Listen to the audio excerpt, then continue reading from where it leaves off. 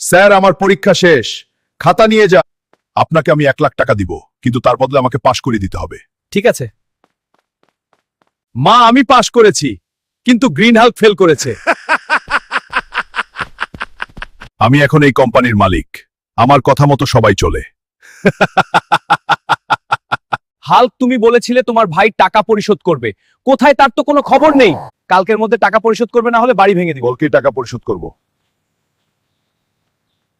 ভাই, আমাকে 1 লাখ টাকা দিবি। কে রে তুই, ফকিন্নি?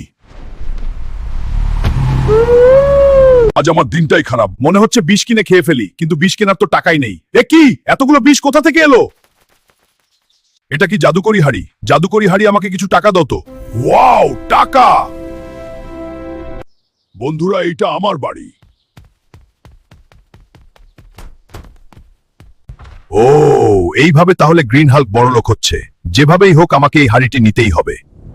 জাদুর হাড়ি, আমাকে অনেক টাকা দাও। বন্ধুরা, তোমরাও রেড হাল্কের মতো লোভ করো না, তা না হলে তোমাদেরকেও সাপে কামড়ে দিবে।